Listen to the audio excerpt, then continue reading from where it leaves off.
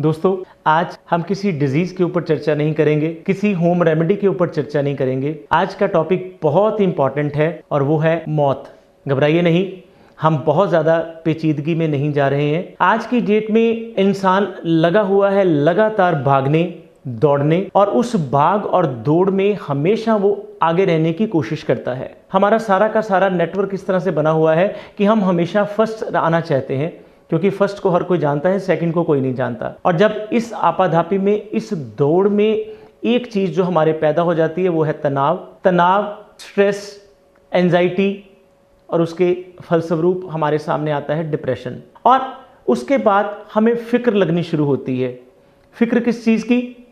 फिक्र इस चीज़ की कि हमें समय बहुत कम है, कोई पता नहीं हमें मौत कब आती है, हम कब मर जाएंगे। और इसको ठीक करने के लिए एक लाइन समझिए, जिंदगी का आरंभ जन्म से नहीं है और जिंदगी का अंत जो है वो मौत से नहीं है। ये एक मिथ है, इसको समझिए। हम पहले तो आप सब जानते ही हैं कि ये शरीर जो है ये मरने वाला है, आत्मा नहीं मरती है, सबको जानते हैं। लेकिन जितनी जिंदगी हमें मिली है वो 50 साल है, 20 साल है, या 90 साल है, या 100 साल है।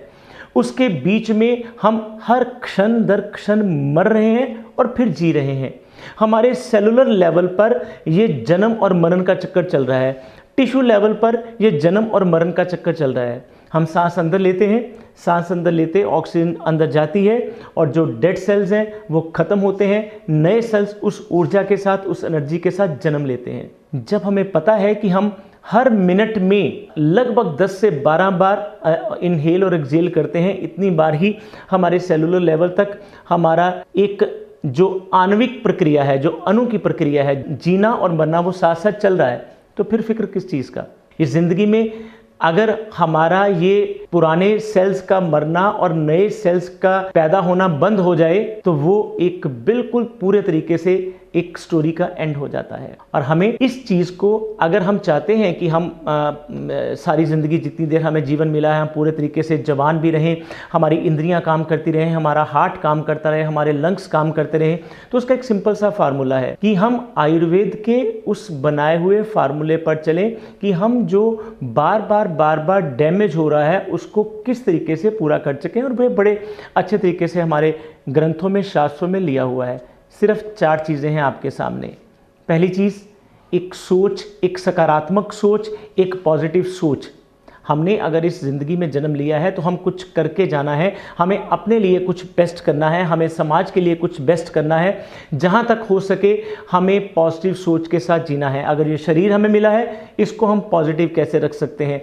अगर ये हमें मन मिला है इसको पॉजिटिव कैसे रख सकते हैं? पॉजिटिव रखेंगे यहाँ से पॉजिटिव सोच के साथ। आज मैं उठा हूँ और आज मैंने सोना है, इसके बीच में जो मुझे ज़िंदगी मिली है इसको मैं अपने बेस्ट एफर्ट्स के साथ गुजारना है। ये बार बार आपने दोहराना है।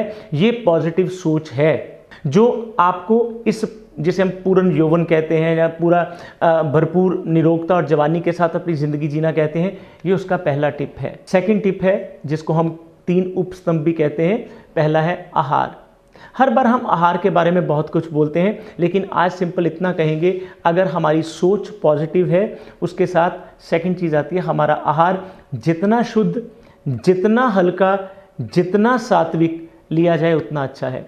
आपको कोई पचड़े में नहीं पड़ना कि किसकी कैलोरी क्या है, कौन मोटा कर रहा है, कौन पतला कर रहा है, कहाँ हमें प्रॉब्लम आ रही, कहाँ नहीं। सिंपल चीज़ ध्यान में रखिए कि जो मैं चीज़ खा रहा हूँ उस चीज़ को खाने में मुझे खाने के बाद हल्कापन महसूस हो, मैं बार बार रिपीट ना करता जाऊं अपने खाने को, और इतना ज़्यादा ठूस के भी ना खाया जाए कि मुझे अगले दिन सांस लेने तक पे भी मुश्किल हो।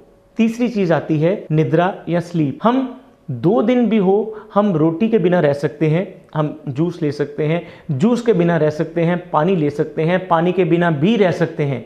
लेकिन अगर आप नींद नहीं लेंगे, आपकी नींद प्रॉपर नहीं होगी, आप पागलपन की हद तक पहुंच जाएंगे और मर भी सकते हैं। नींद को किसी भी कॉस्ट पर, किसी भी कीमत पर हमें ख़त्म नहीं करना है।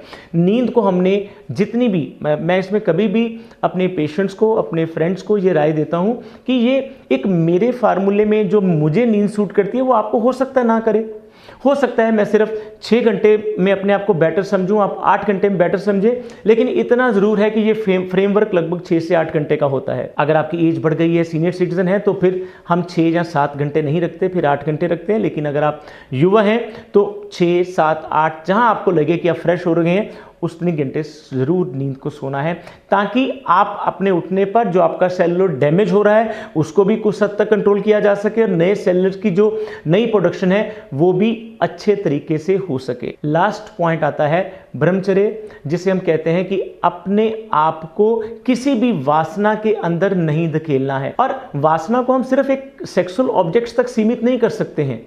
वासना मीन्स किसी भी चीज़ की ऐसी इच्छा जो आपको यहाँ परेशान करती हो, बार बार उसकी एक लत लगाती हो। आजकल ये जो मोबाइल या गैजेट्स हैं ये भी एक वासना के अंदर आते हैं। तो हमें ब्रह्मचर्य का मतलब है ब्रह्म जैसा आचरण करना, जो कि हमें इस आज के वातावरण में एक शुद्धता, एक सात्विकता की तरफ लेके जाता है। तो दोस्तों, आप 100 साल तक जिए, ये हमारे शास्त्रों का भी आदेश है। लेकिन जीना कैसे है? पूरी सकारात्मकता के साथ, पॉजिटिविज्म के साथ, अच्छे आहार के साथ, अच्छी निद्रा के साथ और ब्रह्मचर्य के साथ। फिर भी हम मिलते रहेंगे इस आयुर्वेद योगाश्रम यूट्यूब चैनल के माध्यम से, और भी इसी तरह के इंपॉर्टेंट टिप्स देने के लिए आप जुड़े रहें youtube.com/आयुर्वेद योगाश्रम। लाइक करें, सब्सक्राइब करें, कमेंट करें, शेयर करें। धन्यवाद।